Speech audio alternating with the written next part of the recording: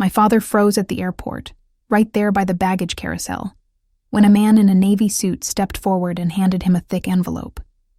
My name was printed across it in clean black letters. Derek, my brother, stood beside him, pale and stiff, pretending it wasn't happening. 4 days earlier, they'd both laughed while I walked out of my mother's dining room. "You're not part of the family," Derek had said, grinning like he was doing me a favor. "Don't show up." I didn't yell. I didn't beg. I just left. And now, here we were, their world cracking exactly the way they once cracked mine. Before I tell you what really happened that night, hit like and tell me in the comments where you're listening from. Have you ever drawn a line with family and refused to erase it? That Sunday was supposed to mean something.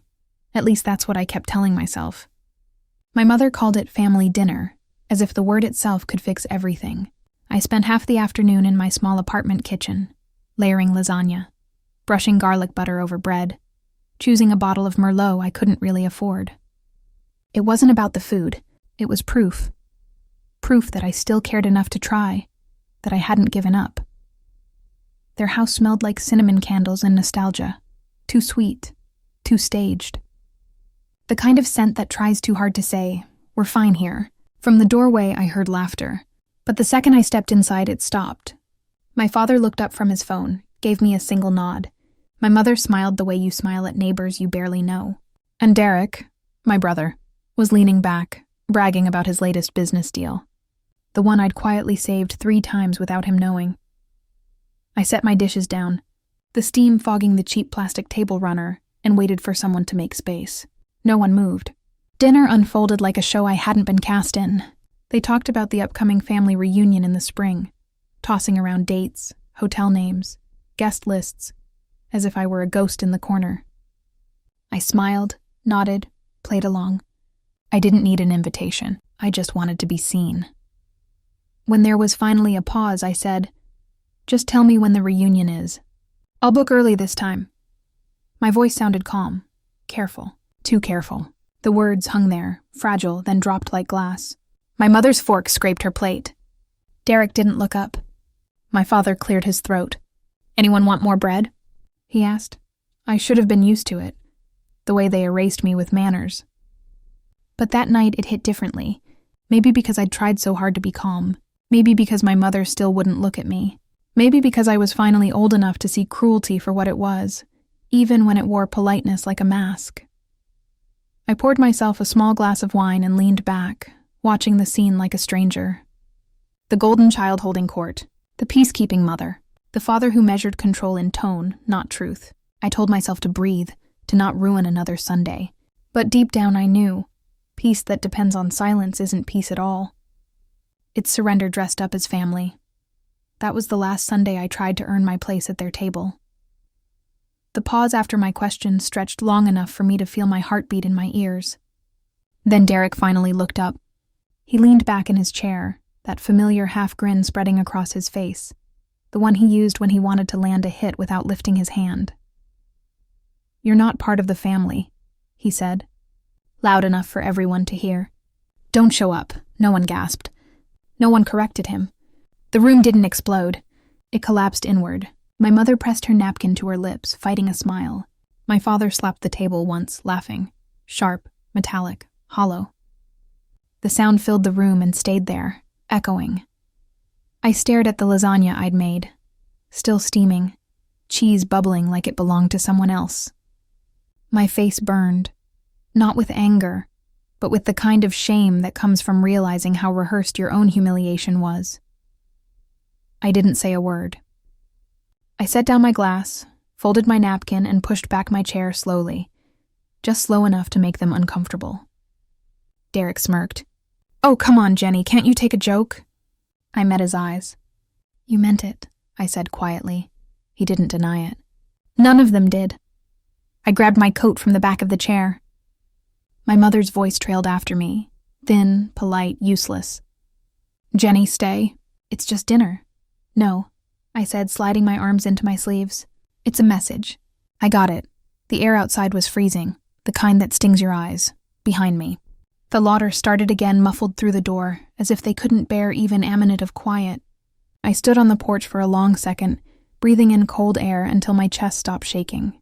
Then I walked to my car, lasagna untouched, still steaming in my hands. There's a kind of silence that doesn't beg for explanation. It announces its own ending. I didn't slam the door or cry on the way home. I just drove through the dark suburbs, headlights slicing through fog, thinking one clear thought that repeated like a heartbeat. This is the last time I tried to belong somewhere that laughs when I bleed. The next morning, I woke to sunlight cutting through my blinds, the kind that makes dust look like snow. My phone lay face down on the counter. No calls, no messages, no apology. The silence was louder than anything they could have said. I made coffee, sat by the window, and tried to convince myself that peace felt like this. Empty but calm. But peace isn't quiet when it's built on avoidance. It's just waiting for the next wound. By the second day, the calm turned brittle. I checked my phone once, then twice. Nothing. They hadn't even noticed I was gone. Or maybe they had, and that was the point. On the third night, I left my phone in another room and told myself I was done caring. On the fourth day, my phone finally buzzed. I stared at the screen for a long second before opening the message. Derek, hey, weird question. Did your bank block the transfer? The loan payment didn't go through. No greeting, no sorry, no mention of the dinner. Just business straight to the wallet. I read it twice. My thumb hovered over the keyboard, then typed 4 words that felt like they'd been waiting years to exist. Me, not family, not funded. Then I blocked his number. I thought my hands would shake, but they didn't. Instead, a strange calm spread through me, the kind that comes right before a storm. Except this time, the storm wasn't mine to weather. An hour later, another text appeared, this time from my father. I didn't open it. I just flipped the phone over and let it buzz against the table until it stopped. The only sound left was the low hum of the refrigerator, steady and uncaring. That night, I sat on the floor surrounded by old bank statements, receipts, transfer records, years of emergencies that always had Derek's name attached. The amounts blurred together, 100 here, 500 there, 1,000. When his business almost failed, my stomach turned. The pattern was clear. My generosity had become their safety net and their weapon.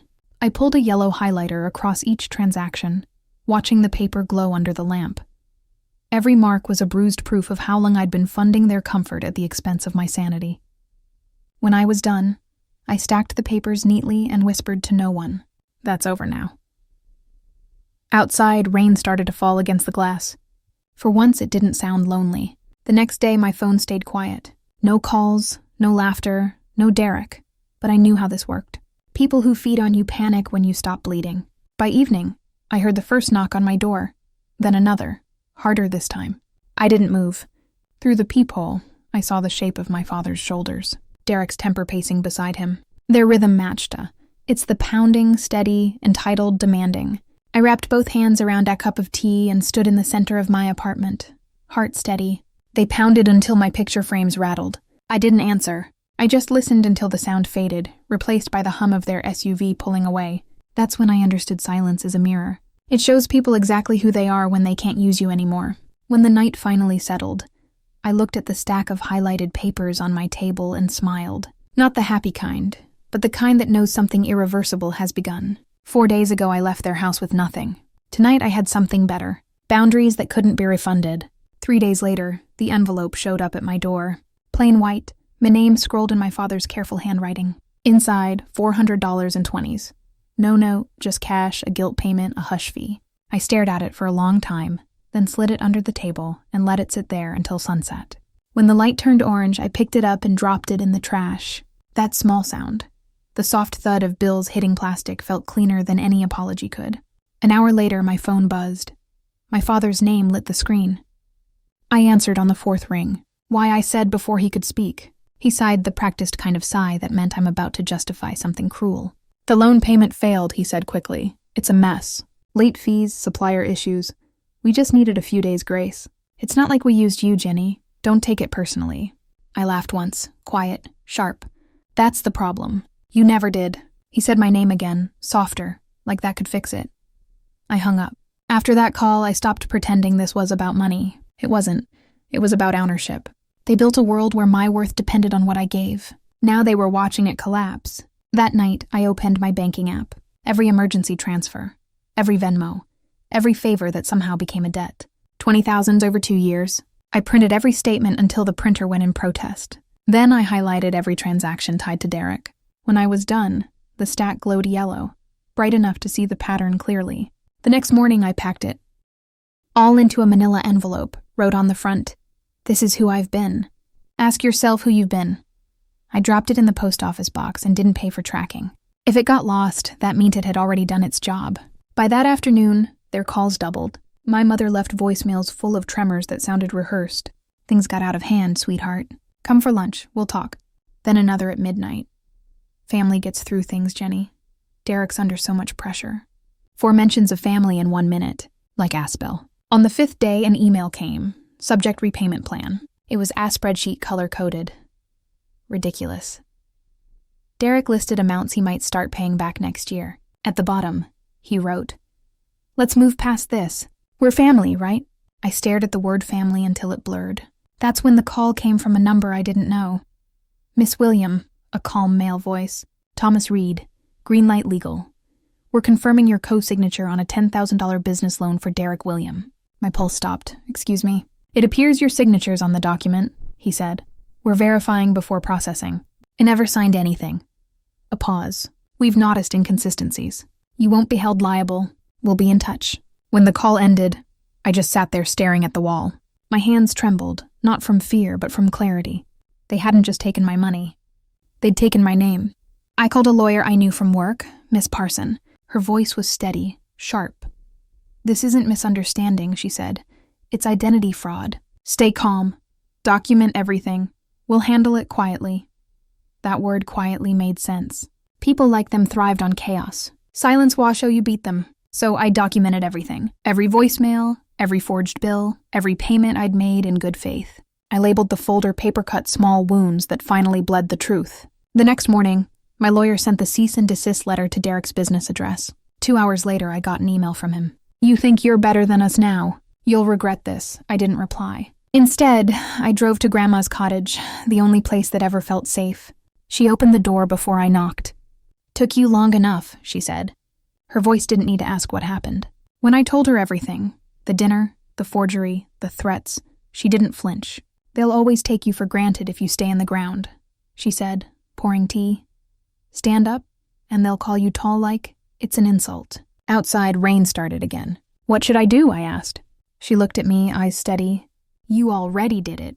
2 weeks later, my father and Derek stood in the middle of the airport, their perfect world unraveling, when a man in a navy suit handed them a thick envelope with my name across it. Summons, official and final. I wasn't there to see it, but Ms. Parson texted me one line that said, "Enough. They've been served."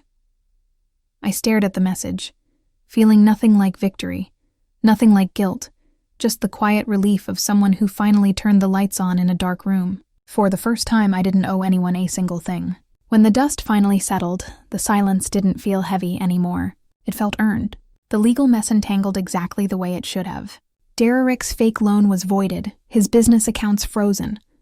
My father tried to argue, but every lie left a trail of paper with his signature on it. Miss Parson handled it all with surgical calm. She didn't gloat, and neither did he.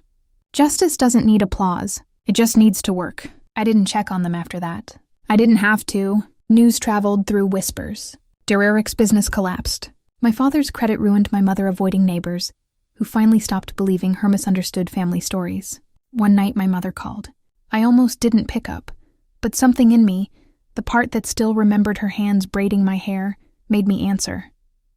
Her voice was softer this time, stripped of performance.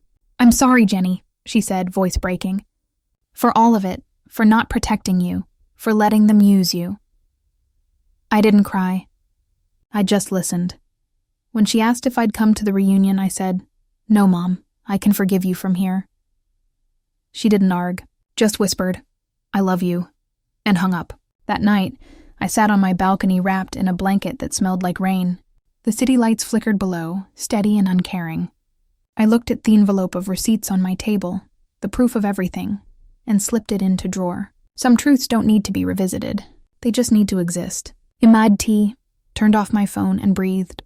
For the first time in years, peace didn't feel like something I had to buy. It felt like something I'd built, with silence boundaries and the courage to stop bleeding for people who never noticed the wound. I used to think peace meant everyone getting along. Now I know it means walking away and still wishing them well. My family's reunion went on without me, their table perfectly set, except for one empty chair in the middle. That space said everything it ever had to. If you've ever had to choose yourself over people who kept taking, I hope this reminds you silence isn't weakness, it's recovery. Thank you for listening to my story. Tell me where you're watching from, and if you've ever had to draw a line with family. Your stories keep this space honest. And don't forget to hit subscribe. There's more truth where this came.